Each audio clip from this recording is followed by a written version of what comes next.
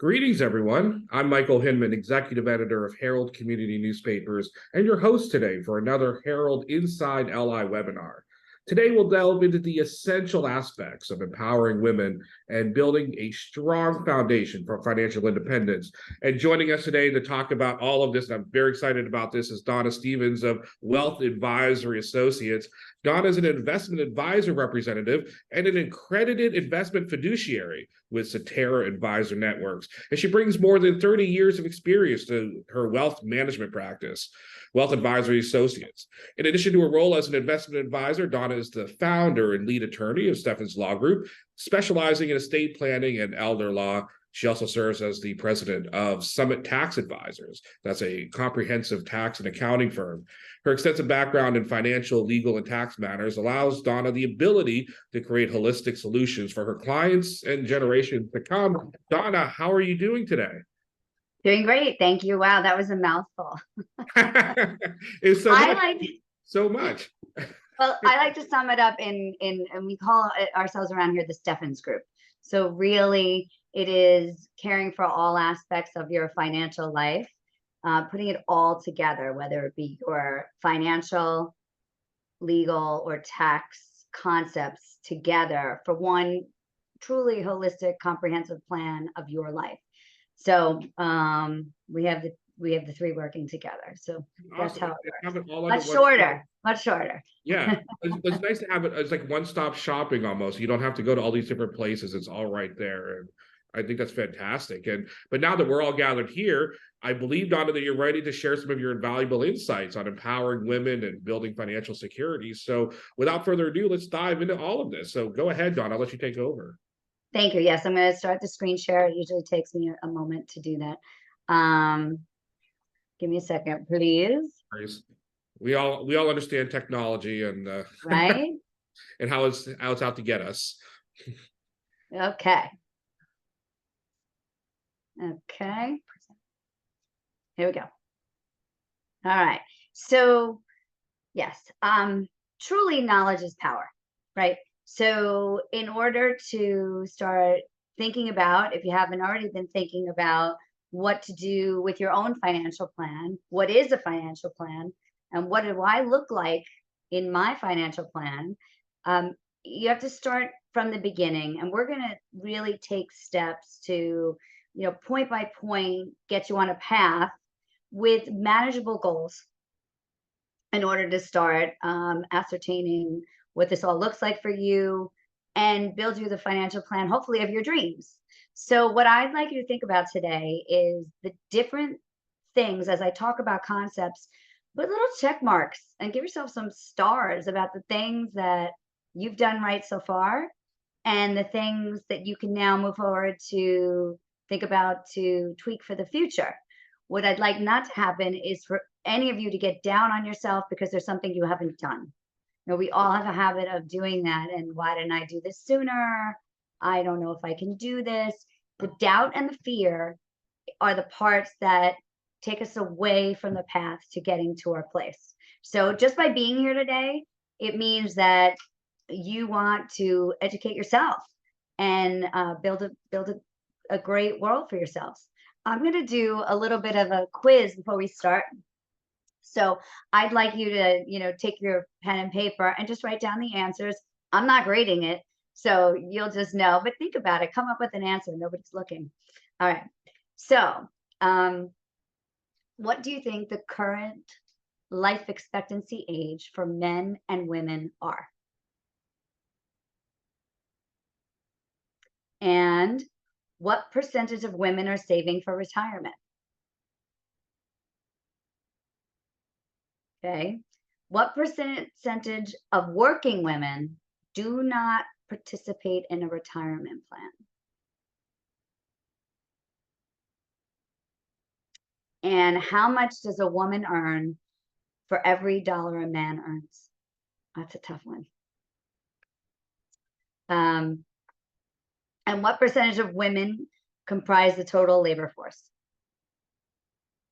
Okay, now I can't see your answers, but just to give you some of the shocking facts on this, life expectancy for a man is 76, and for women, it's 82. So right there, we better be aware. Most of us know that women live longer than men for a variety of reasons, but we need to be prepared for a longer lifetime of need of money in longevity. And maybe we might be doing it alone. So there's a financial impact on that. 53% of women are saving for retirement. That's not a high number. We all should be saving for retirement. Whatever age you are, if you don't have a salary job, if you're a homemaker as your job, you still should be saving for retirement. But unfortunately, women earn 79 cents on the dollar to a man's dollar. It's still alive and well, unfortunately, this fact. And 47% of women are comprised of the workforce. So that number is higher. And even the 79 cents on the dollar is higher. We're getting there, but we're not there yet. And we definitely have, very specific challenges that we face. So if we're trying to plan our financial future and then we get hit with obstacles out of the gate, it becomes a little more difficult, but we can do it. We can persevere in here. So we're going to talk about the challenges we have as women and what opportunities we have, that we can easily move around those issues that I just mentioned if we plan it right. And then how are we going to build confidence in our financial plan that we're planning? And I'm going to tell you the biggest secret about this is time, practice, and setting goals. That's the secret. And so that's going to empower you as a female investor. And that's the goal, to empower you. That's my goal today. So to put some fun facts out there, right now, there's a lot of numbers on the screen, I know, but women control 1/3 of all U.S. household financial assets holdings, which is like $10.9 trillion. It's a lot of money. We control the household spending. However, what's going to happen in a few short years from now, women are going to be controlling. These are research facts that Goldman Sachs has done. So I'm not coming up with these numbers. These are, many, many surveys and research analysis reports that have been done. $30 trillion will be in the hands of women in the United States alone by the year 2030. And that's a combo of inheritances from the baby boomers or the baby boomer women themselves who are living longer in those retirement years. I mean, obviously there are men there too, but that's a heck of a number for women to be managing. And I see it very often in the widow world. Unfortunately, a husband dies and the husband is the one that's been in charge of the financial assets. And now the wife is sitting there without her husband and doesn't have any idea how to manage these assets because they've never looked at it before. That was the husband's job. We all look at, in spousal relationships, everybody has a job. And more often than not, the husband takes the portfolio job.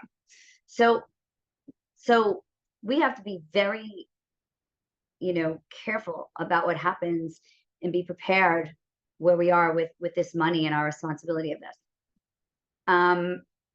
So that's just one challenge. Okay, we know there's money coming down the pike, or the baby boomers in retirement, single women, one way or another.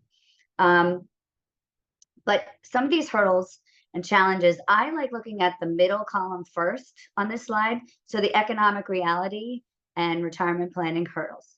So very often trending, again, this is not everybody, women, they go to college and they start careers and then they have children, and it pulls back on their time and ability to work. Today we see more often that women are working full-time and children, but go back a short time ago and more women stay home during child rearing years. And so now with the careers they started, they put on hold, and while their spouses and partners are continuing to work. So now we've lost time in the workplace. We've lost skill set in the workplace, and the ability of a partnership to have two salaries and now has one, and children to provide for. It becomes more difficult to save for retirement. And not only that, the amount of dollars and the amount of time and focus. So then we have the first one, the wage gap. We said 79 cents on the dollar. So already earning less. Then we pull out of the workforce a bit, maybe going to part-time jobs or not working. So our ability to earn is less, right? And then we get hit with, as time is going by, the sandwich generation. Again, this affects the whole family when we have children growing up and spouses to take care, not spouses to take care for, excuse me, parents. Now, I see many people, more and more, in the sandwich generation because people are living longer. Typical scenario, you have kids that are teenagers and parents that are in their 70s and 80s that now are starting to need help and care.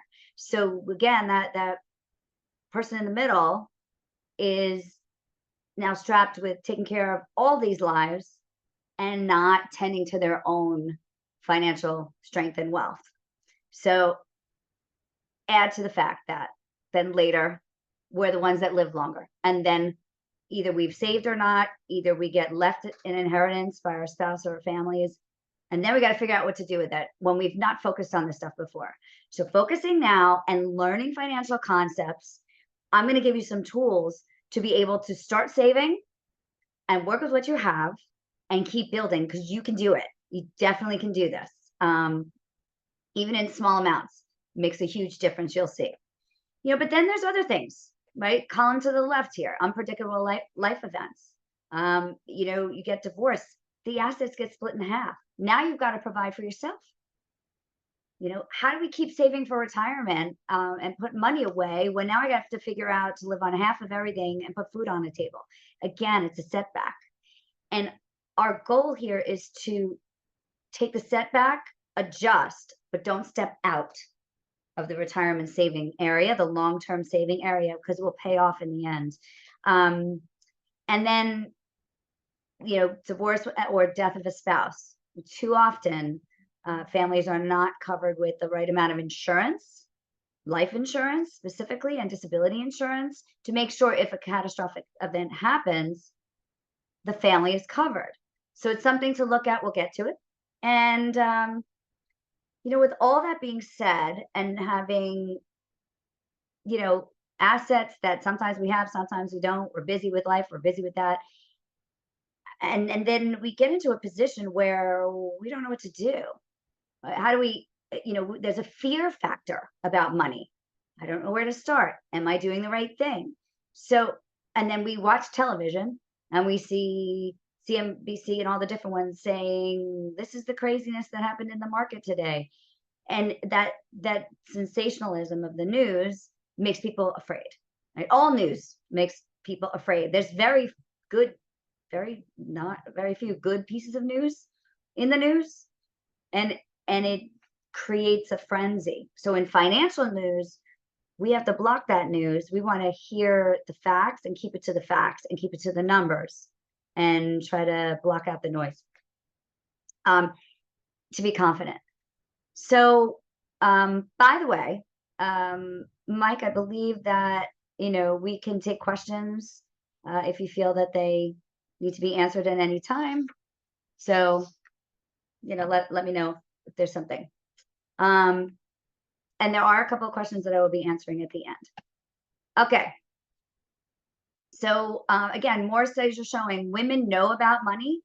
More often than not, they're the one writing all the bills, right? And they pay attention to finances in the markets. There's more and more people wanting the education. but lacking confidence.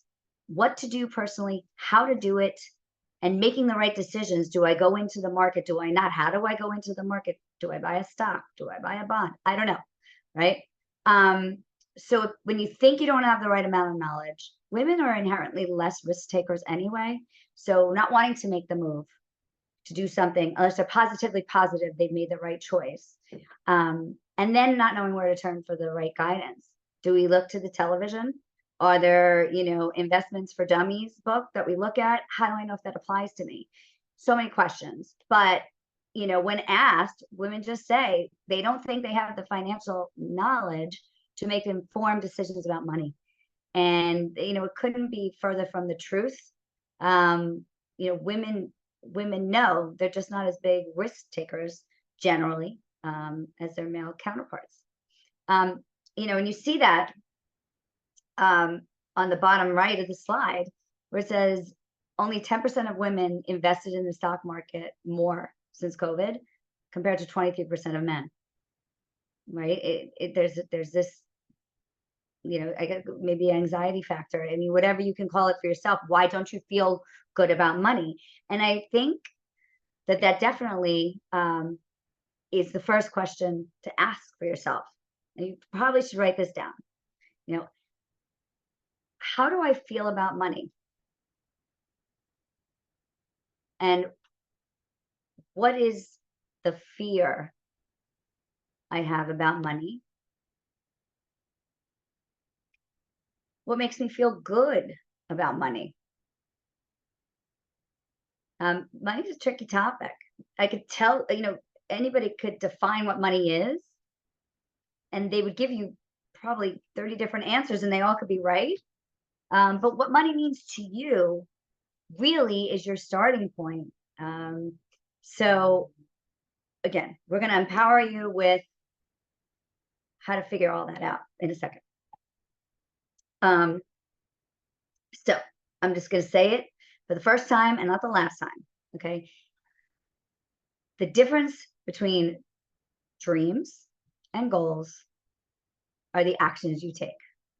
So I want a healthy retirement. Column 3 here, your dreams. I want to travel, maybe have a second home, whatever it may be, whatever you want to do for your long-term leisure and life. It doesn't have to even be in retirement. It could be now.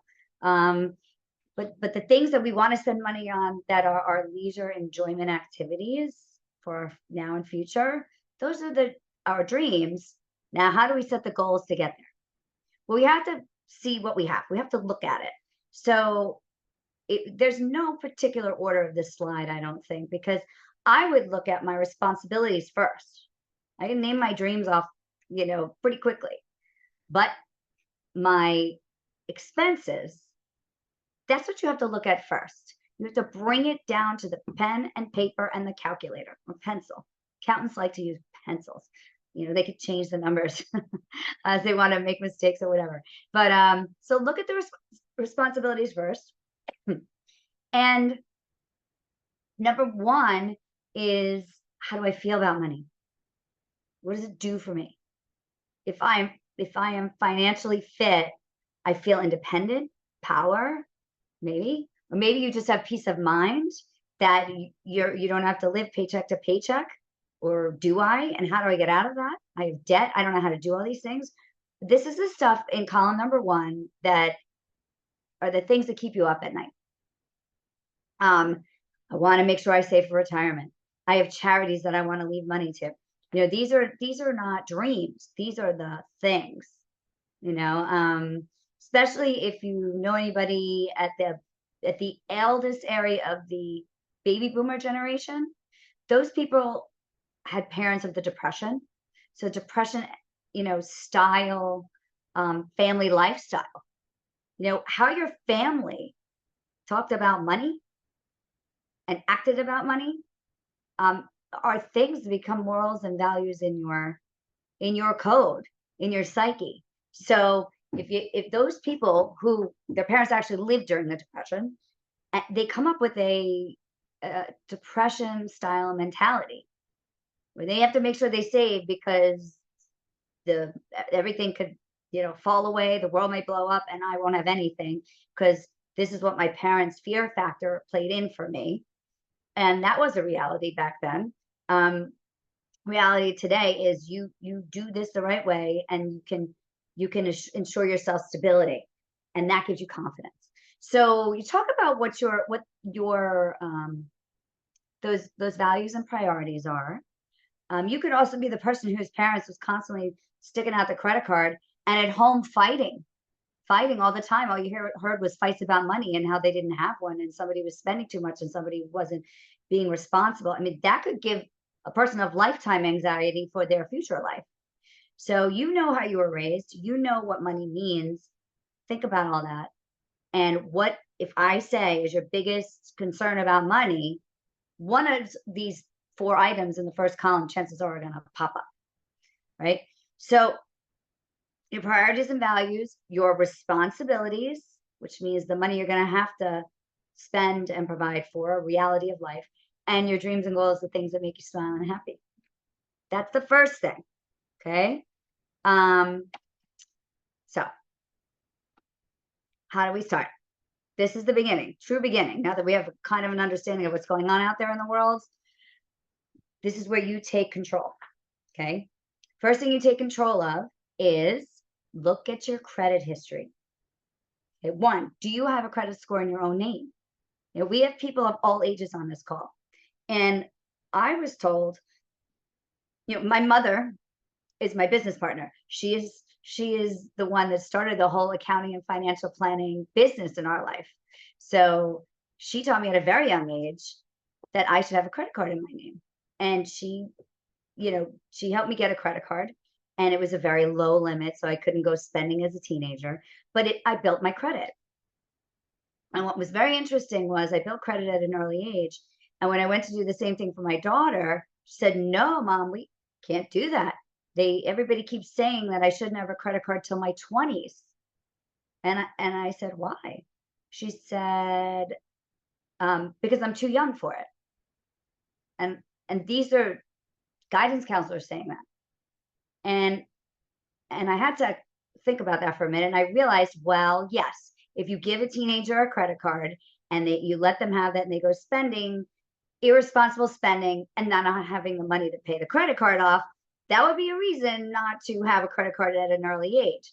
But if you teach a young person about a budget and get that credit card going early, that's great.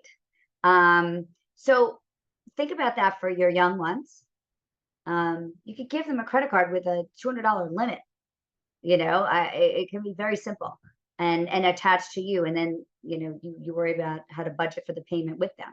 So it's learning tool. But for yourselves, if, credit, check your credit. At the bottom of the page, you see the 3 credit report things, places, sorry, not things. So check in with them. You'll see what your score is. What you'll also find on those reports are old credit cards, the Macy's card that you don't use anymore necessarily. Get rid of it. Close these things out because they bring down your credit. Just having a lot of credit open out there. Other thing, as well as I know, everybody has heard about fraud and people opening accounts under people's credit and getting into people's credit. So go check your reports. It's super important to make sure that nobody's tapped into them, because I have seen many an occasion where people have ruined people's credit by having identity theft. There is another way to check in on all of this besides the credit unions.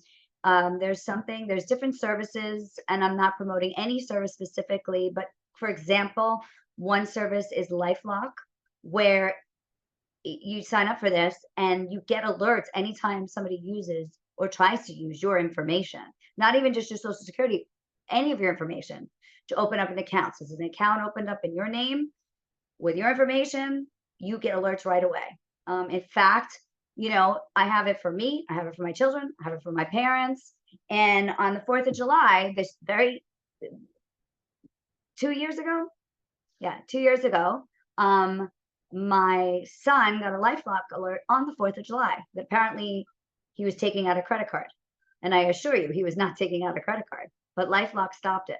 So you want to make sure that your credit stays clean if you have it, and that you have a good score. Less debt out there that you're not using would be good, and paying your credit cards on time. Even if you carry balances, which I'm not suggesting you do, but if you have balances, just pay on time and it will help you with your credit. So that's important because credit is power for certain things you might have to do. The next thing is insurance. Super important. You need to look what you need to cover. And I think about insurance this way. Again, another thing to write down. I need insurance to make sure that if something happens to me, blank, fill in the blank, is covered. Okay, that's how you define the insurance you need. I need to make sure that if something happens to me, blank is covered. Now, life insurance is a very common, typical one. Life insurance is, okay, I need to make sure my kids have college covered. I need to make sure that my family has money to live on, that the mortgage gets paid, ... Fill in the blank for you, what you need it for. Okay. And there's different kinds. It's not for today's topic. You can see it on the screen. Health insurance, of course, health insurance. We have to make sure that if we get hurt or sick, that we are covered. Car insurance, home, personal liability, umbrella policies, to make sure that if somebody gets hurt, or you get, hurt in your car or at your home, that, nobody can sue you. And if they sue you, you have the coverage. Disability insurance, if you get sick, long-term care insurance, that's one that people don't consider early enough. And many people want it when they don't qualify for it anymore, to pay for care at home, home care. These are the things to cover. So one is check your credit. Two, define what you'd want to insure. Okay, these are real factors, responsibility factors that you need to take care of. So some may apply to you, not all. All right, that's phase one. Phase two is you got to figure out your net worth. Okay, you have no idea how you can plan or what you need to protect or how to move forward if you don't know what you have. Now, when we meet with clients in our office, whether it be financial planning or any other legal practice that we have, we do an intake questionnaire, and you write down the assets that you have, where your home, your bank accounts, your investment accounts, your retirement accounts, life insurance, and if you have any unusual, fine art, or I had a client that had a very large, expensive glass collection. This all needed to be valued for his estate, because this was going to come into play when he dies. But you need to know what you have, and some people use those kind of assets for their retirement. Oh, I'm going to buy all this art, and when I'm ready to retire, I'm going to sell piece by piece. That's somebody's plan. That isn't necessarily your plan, nor my plan. I don't invest myself in that, but some people do. And if you are one of them, then you need to evaluate and value what you have going on there. And not only evaluate it, have people understanding around you that if something happened to you, what would happen to that stuff. I had a client that her husband owned a coin collection. And he said, honey, if something happens to me, the coin collection will set you up for retirement. We don't need life insurance. We don't need anything. And just the coin collection will protect you. And then she didn't know what it was worth. She didn't know anything about it.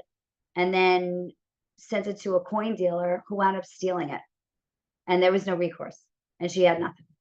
Now, so that plan did not work. And she left it to her spouse to make the plan. She didn't empower herself with the education of the plan.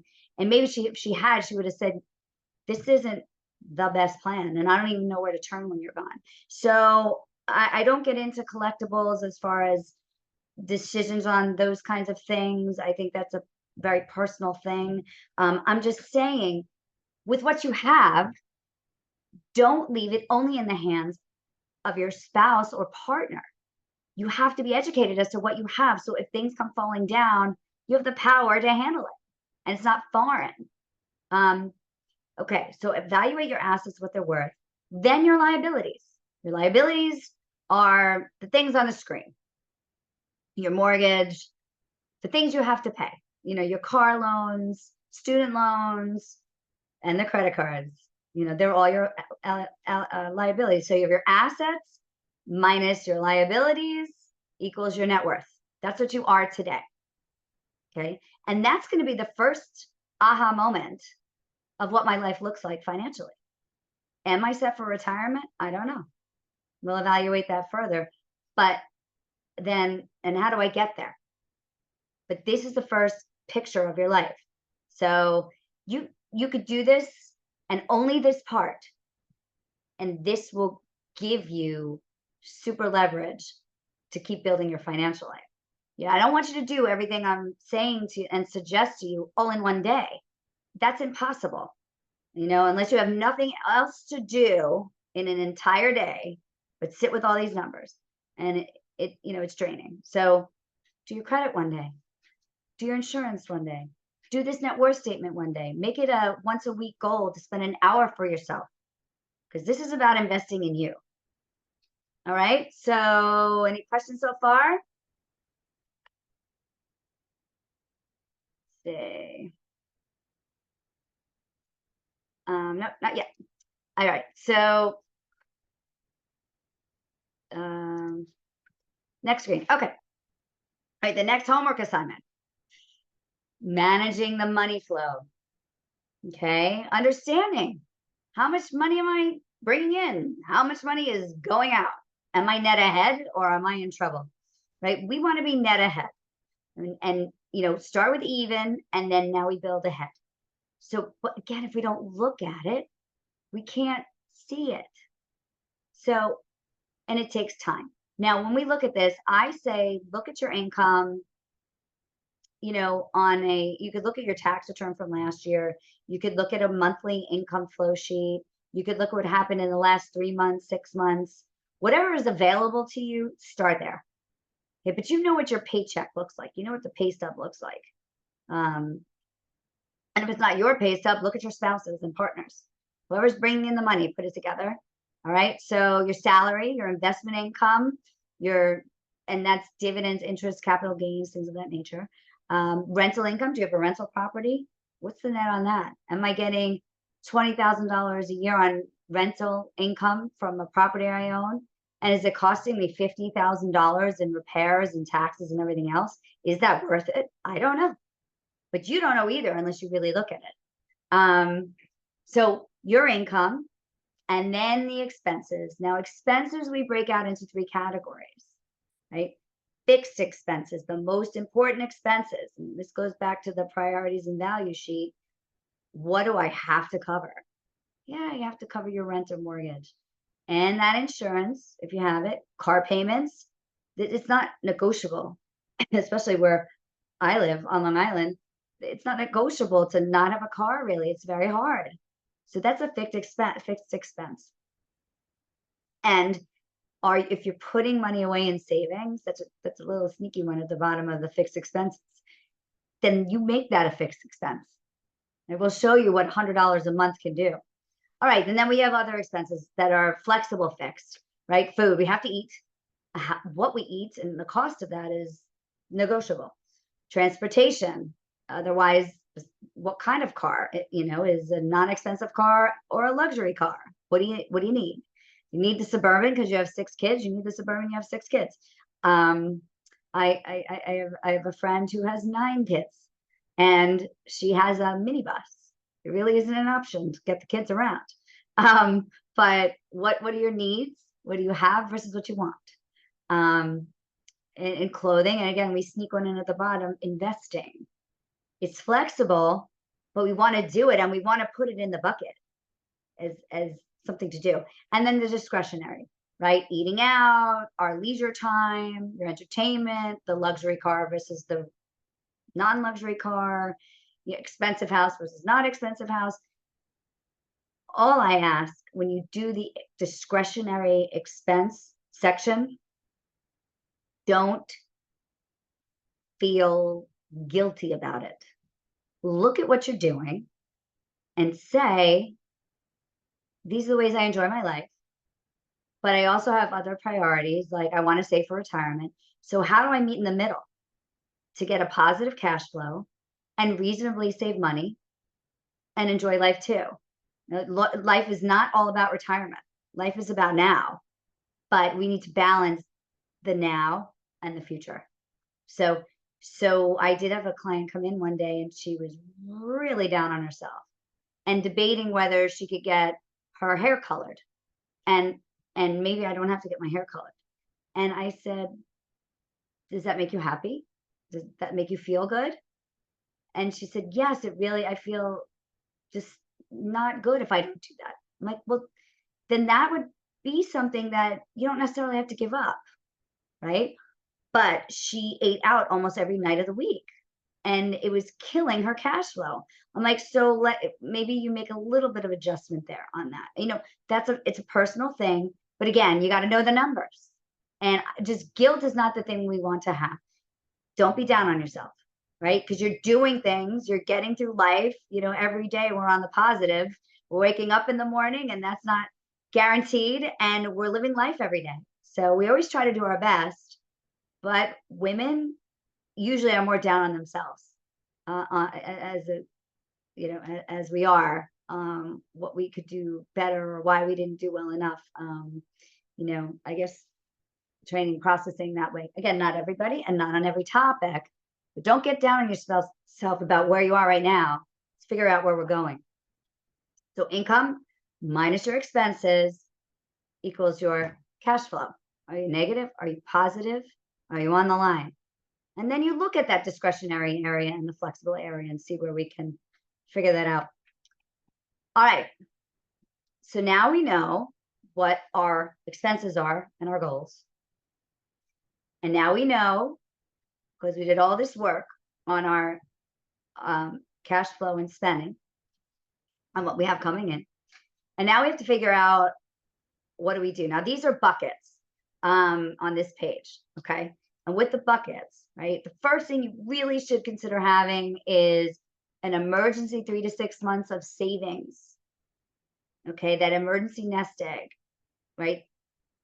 Guaranteed money in the bank, things of that nature. Super important. You know, it used to be 3 months. Then COVID happened and you had people out of work for we know how long. And they needed more than 3 months. And there were many people at that time that were living paycheck to paycheck. And boy, did we get into a bucket of trouble. Right? Nobody expected anything like that. So now it's 3 to 6 months. I say 6 months. That's your primary goal in saving and investing for now and in the future. Because if you don't have the money, to cover the emergency situations, then the whole house of cards will fall down. You know, if you throw all your money in the retirement account and you're 45 years old, you're under 59 and a half, and that's all your money, well, then you need money to live because you didn't save it in the bank account a couple of months of liquidity. Then you're going to be taking money out of retirement accounts and getting banged in penalties. So we don't want that either. So we want 3 to 6 months set aside over here. And once you get past that hurdle of your living expenses, which we did on the prior page, then we talk about our investment goals and we talk about our risk tolerance as to where we're going to put our investment money. We also have to think about caring for children and parents and our estate planning needs, right? We have to do our wills. We have to get this done. All right. Now, this is where you could do this, okay? If planned right. What I'm showing you right here is $100 a month, okay? Now, here's the thing. $100, I know almost everybody I've ever asked could walk into a drugstore and spend $100 on chips and makeup and, random things, especially on that checkout line. There's lots of little things up at the checkout line that get you on, like the gum, like Kit Kats, and spend $100 on nothing. So if you take $100 every month and have it automatically put it in an investment or into a savings account until we get to certain levels, this is what would happen to $100. Okay. So we took $10,000 as an initial investment here, but we put $100 a month away for 10 years. Okay, that's the black line, 2011 to 2021. $100 a month made $49,000. And it was money you would have just wasted away on something, but you took it out of the line item and you just tucked it away, tucked it away, tucked it away. You forget about that. When that $100 comes out, you get used to not having it. Right? Again, if you've budgeted properly in all the other areas on the page.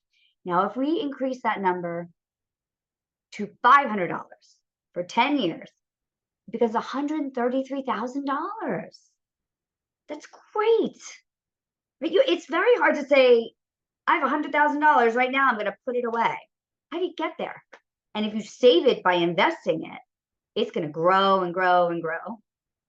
And if you look at that over a 20-year time, the $50,000 becomes 107, right? The 500 triples to $360,000. The only way to get there is putting the money away, right? On a monthly basis. Small, start small, do what you can, save till it almost hurts sometimes.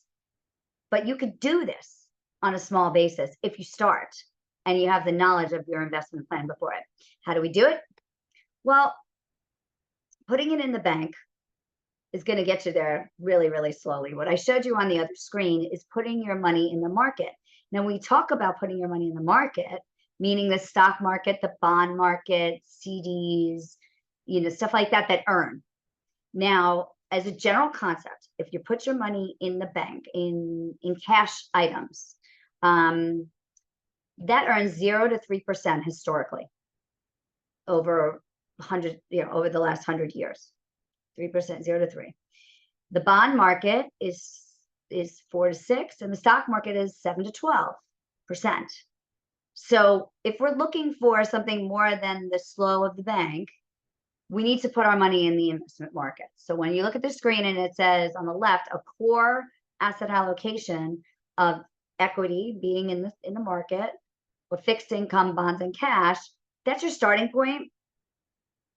And then we add in some different things like real estate, commodities, international stuff, some little, I call it a little bit juicy stuff to enhance it, a little bit more diversification. And that's going to give you what you need. So you have your core portfolio with some additional jazzy stuff. Now, but doing that is not so easy. How do you find it? What do you do? Where's the education? That's where a financial advisor comes into play, because a financial advisor truly can, help you get to the right investment stuff instead of, I don't know, I'll just stick it somewhere. And we see that with retirement accounts a lot. People in their retirement accounts don't know where to invest the money, and the options are limited and they don't get advice. A financial advisor's job is to give you the advice you need to keep going in the markets. But I'm going to tell you something that's not on the screen. Okay. There's research that is here that suggests that people that work with a financial advisor end up earning 15% more on their money in retirement spending for the future, because the financial advisor is going to keep you on track. So when the markets go up, everybody's happy, they stay. When the markets go down, you get the phone call, pull it all out. And reality is, when we sit down on investment planning, and if I could hear you guys loud through your computers, we would say you invest low and you buy low and you sell high, right? We don't want to be the other way around. We don't want to invest high, sell low. Makes sense. But when the markets are falling, like during COVID and any of the other big events we've ever had in the world, and you see it go down and TV is screaming, pull all my money out. Oh my God, I'm going to lose everything. Now, that's the time to probably sit tight. At least have the conversation. Check in with your financial advisor. That's the person that keeps looking at this on track for you, so you don't have to worry so much. So the reality of the matter is there's been many studies that show what happens if you do that pull in, push out, in, out, in, out. And so if you took $10,000, right, and you put it in the market for 20 years, okay, and at an average rate of return, let's say 6%, okay, you would gain about 10,000, just didn't touch it, about $64,000, one shot deal. If you miss the best 10 days of the market, just 10 out of 20 years, your portfolio would go down to $29,000. 64 by staying in, 24 by missing the best days. And if you miss the best 60 days of the market, you actually would be down 4%. But so we don't know if we sold low and we're waiting for the markets to come back, we miss those days. We miss the good days, like getting out. So in and out approach is not great. It's not really healthy. And a financial advisor really can hopefully help you get on point on this. So it's time in the market. It's not timing the market. And being confident as you move forward with that concept of buy low, sell high, not the other way around. It seems simple. Of course it seems simple, but when emotions are flying and the fear of money is in your lap, that's when you need that hand to explain it. Maybe make some tweaks in your portfolio, but don't just, zigzag out. So a lot of people that go with do it on your own, they don't get that understanding. They just act and react. And usually those quick actions are costly. So for you guys, your retirement accounts, these are the different kinds.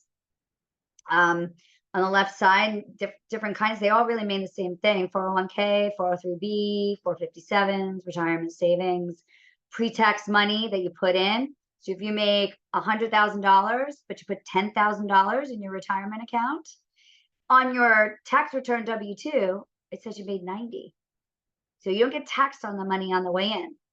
But when you take it out later, you get taxed on the way out in retirement. So we want to put money in these buckets, but we want to first put money in that emergency nest egg. Bring it back to the beginning, okay?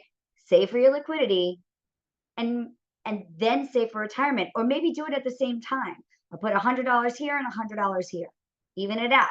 And a financial advisor like our team can help you come up with that budgeting plan. For small businesses, simple IRA means the same thing.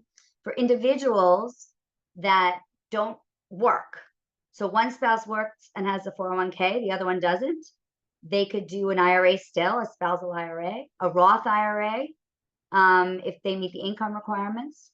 And Roths are money that you put in tax after tax. So you already got your tax return and you paid it, the tax on that money.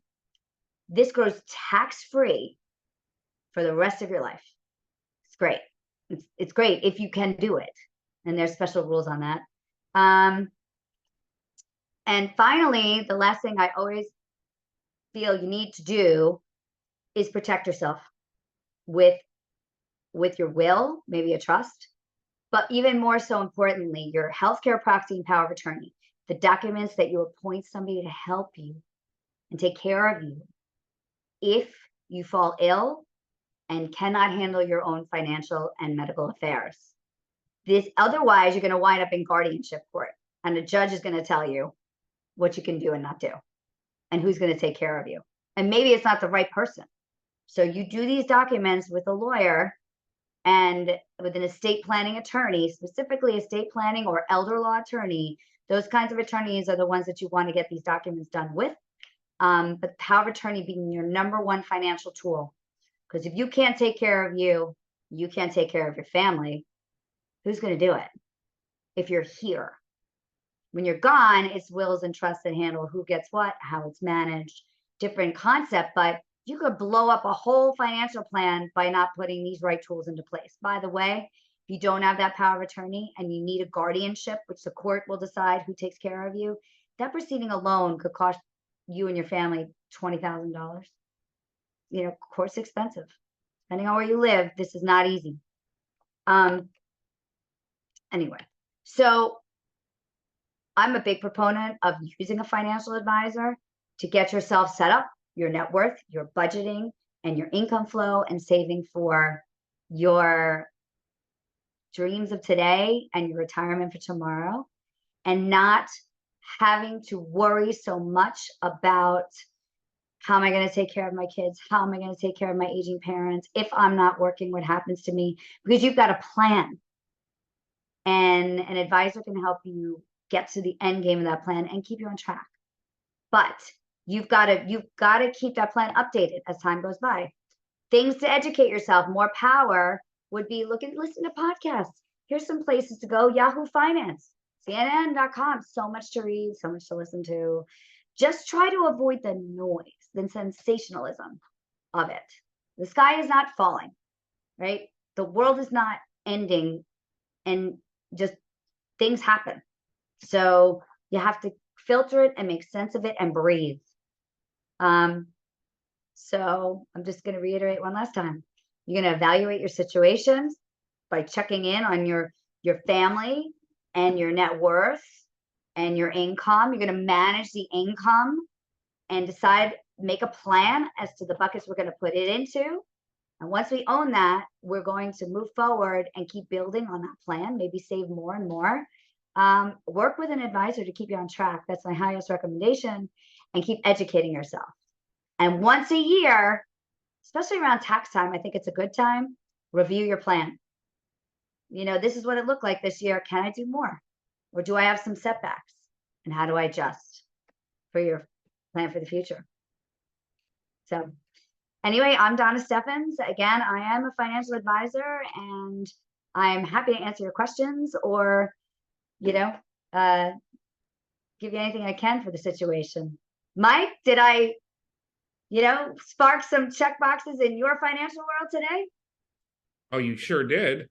Absolutely. Good. I mean, this is it's so fascinating. And I'll be honest with you, whenever people have conversations like this, I always feel like, oh no, I'm going to be totally lost, because what do I know about wealth management? What do I know about any of that? But the way you explain that, Donna, is so fascinating. It's just fantastic. And I mean, and if you can make me understand it, I bet you, there's been no problem getting anybody else to understand that for sure. So, and it really got me thinking about some stuff. That's for sure. But we have some questions, come from the audience, and and this is, and I do apologize if anything does repeat in here. I do apologize, but sometimes it might help to get that little bit of that refresh. But could you explain the concept of laddering CDs and its potential benefits for long-term financial security? Okay.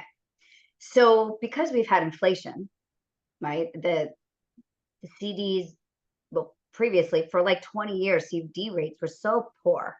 I mean, 0.5%, 1% on a 5-year CD. I mean, CDs were almost not a consideration for people because your money went nowhere. In fact, it degraded when inflation's happening right now. I say average inflation is 3%, and inflation, like in a quick hit, went up to 8%.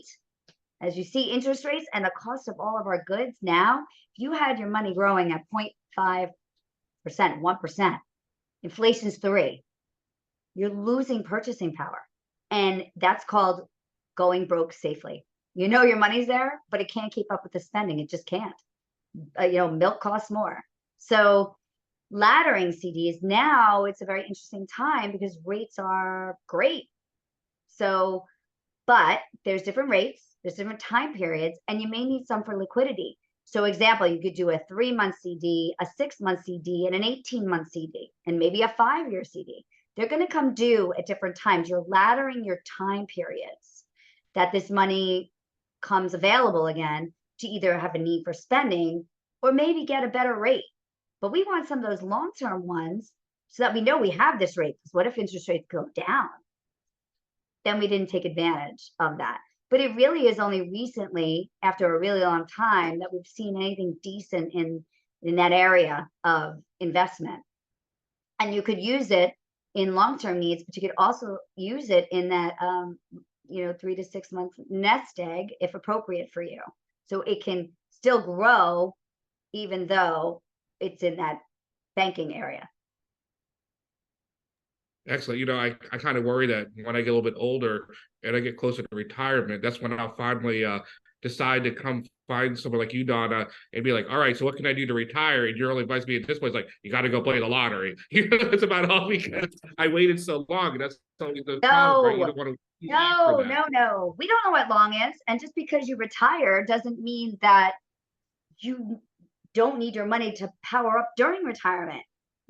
You could say I'm retiring at 65, but then how long are you going to live after that, Mike? Probably about another year or two. I have no idea. Right. You could live till you're 90. Well, according to my things, and maybe 76, but I'm not putting that on you. I'm not a specific. So you could live a long time, and your family that you need to provide for.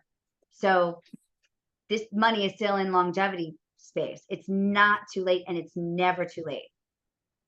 So and that's one thing that people have to take into consideration too, about when you get to that. And we have a question about retirement. That's why I'm coming with that. But but we also have to think about that, because people are living longer. So people are retiring probably around the same time they always have, and sometimes a little bit earlier. But then we're not dropping at 70. People are living 80. My dad just turned 90. And and so money really has to go a little bit longer, right? You have to kind of stretch it out a lot longer. Correct. Mm-hmm. So in the 2 years then before retirement, Donna, what are some of the best practices to implement or to continue? So a 2 year before retirement is a great time to say, now I'm in the end stage of my growth and earnings years, right? That I can control by making a living. What do I want from my retirement lifestyle? Do I want to downsize to a condo? Because that's a whole nother pot of money that I didn't have before now. But now my kids are gone. I don't need such a big house. I don't need to live in an area that has high taxes. You can shift some of that. I don't know, but maybe you do want to stay there. But how are you going to pay to keep the lifestyle that you want either as the same or different and more social? That's the thing. When you're working, you can't socialize as much as when you are retired, and every day is the world's your oyster to do whatever. You have to consider that you are going to be probably spending more money, at least in the first 10 years of retirement. That's party time, right? Hopefully. So, right. But when you are 90, there's going to be a slowdown. It's not going to be as fast and vigorous and traveling all over the world necessarily. So spending in retirement starts out higher, and then it can level off. That's what we usually see as a trend. So, but 2 years before retirement, what will I have? How much is in my retirement account? How much is in my regular investment account?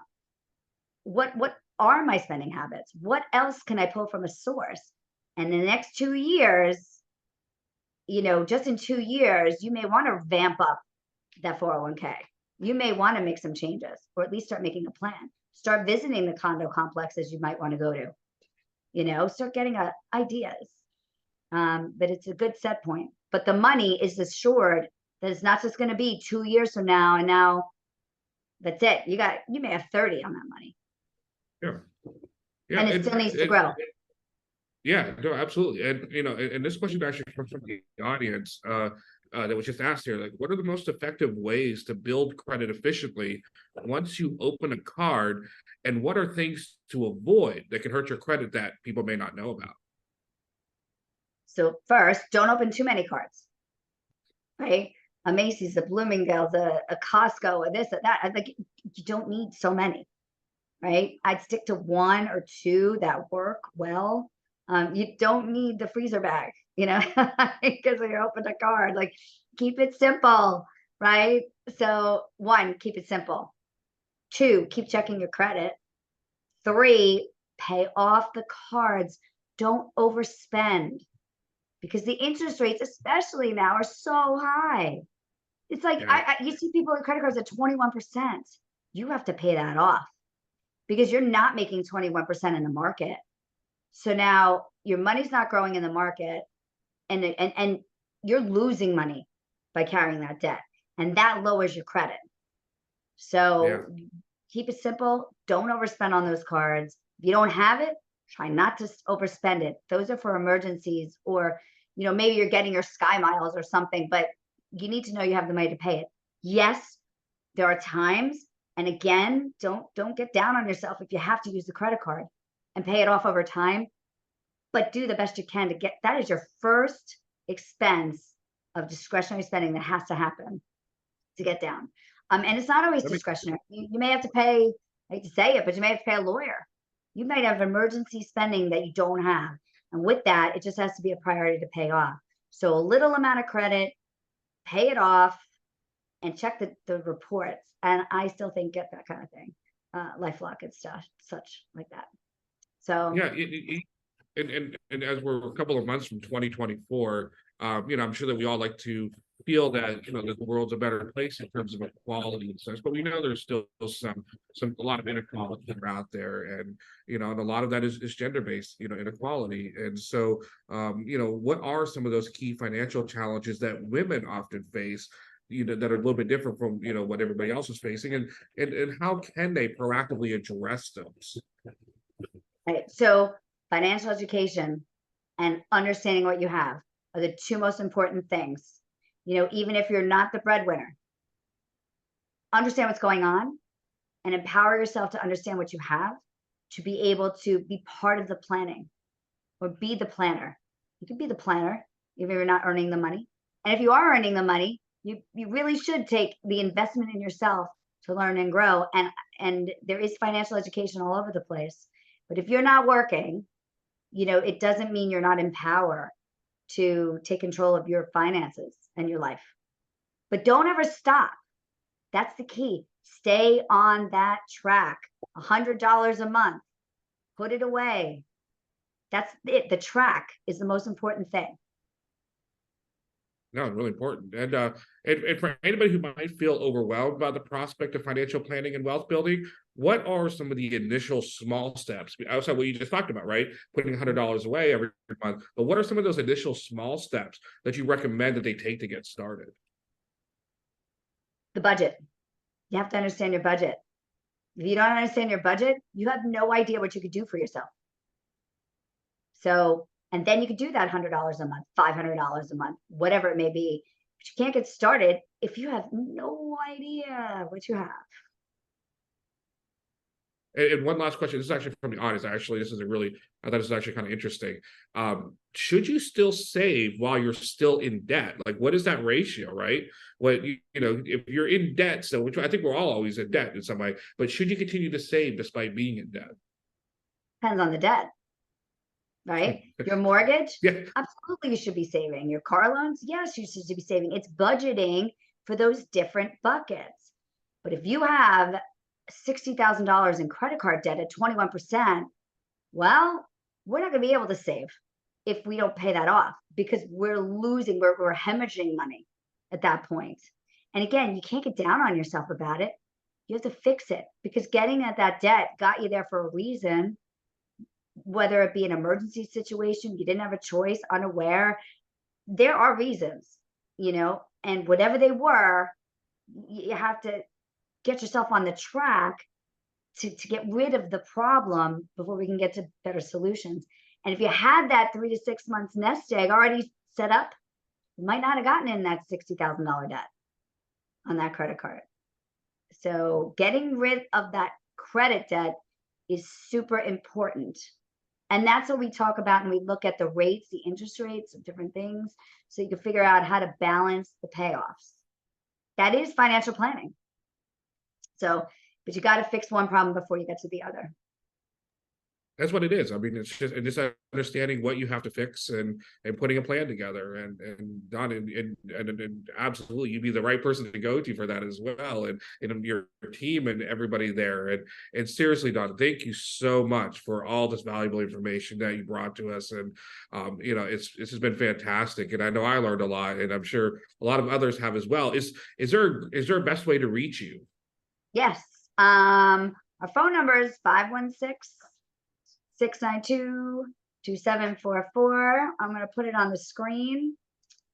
And then we have also our websites at the bottom. So www.wealthadvisoryassociates. We cut it off to make it a little easier for everybody. And then on our legal side, it's stefanslawgroup.com. And we And are, we'll email it to everybody as well. So great. Well, thanks for joining, everybody. I know you can do this one step at a time. But again, remember, your dreams become goals if you set a plan into motion. Let's do it. Well, thank you, Donna. And for our viewers watching, you will receive a thank you email in the next 24 hours with the recording and more information on how you can reach Wealth Advisory Associates.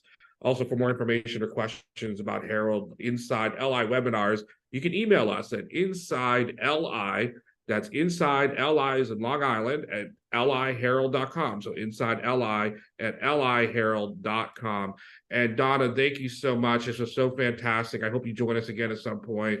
And Yes, we look so forward to fun. seeing everybody else. Yeah, thank you. Great, Donna. We look forward to seeing everybody else too at our next Herald InsideLI event. I'm Michael Hinman. Thank you so much for joining us this afternoon. Have a great day.